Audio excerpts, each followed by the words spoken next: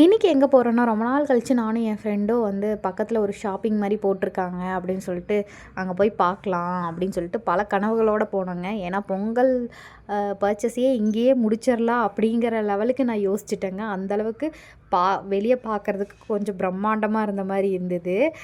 கிட்ட போகிறதுக்குள்ளேயே இந்த மாதிரி இருக்கும் அந்த மாதிரி இருக்கும் அப்படின்ற யோசனையில் போயிட்டேன். பட் உள்ளே போகும்போது தான் போன உடனே வந்து எனக்கு அப்செட் ஆயிடுச்சுங்க. ஏன்னா எல்லாமே ஜென்ஸு தான் இருந்த மாதிரி இருந்தது. நம்ம செக்ஷன் எங்கடா எங்கடா எங்கடான்னு பக்கம் பக்கம் போகும்போது அப்புறம் வந்து எல்லா இடத்துலையும் ஒரு குச்சி மாதிரி போட்டு ரேட் வந்து குத்தி வச்சுருந்தாங்க.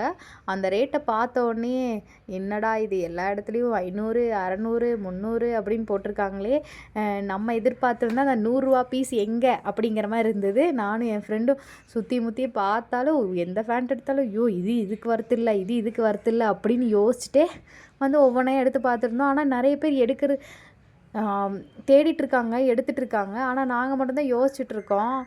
பார்த்துட்டு எனக்கு என்ன எடுக்கிறதுனே தெரில. சரி வந்ததுக்கு எடுத்தாவது பார்க்கலாம் அப்படின்னு சொல்லிட்டு ஒவ்வொன்றையா எடுத்து பார்த்துட்டு இருந்தோம். கடைசி வரைக்கும் நாங்கள் எதுவுமே எடுக்கலைங்க. அப்செட் ஆகி ஒரு நேரத்தை வேஸ்ட் பண்ணி வீட்டுக்கு வந்தது தான் மிச்சம். 2 ஷர்ட் வந்ததுக்கு 2 ஷர்ட் எடுத்து வச்சு பார்த்தேன் நல்லா இருக்கா அப்படின்னு. அவ்வளோதாங்க, இப்படி தான் நடந்தது.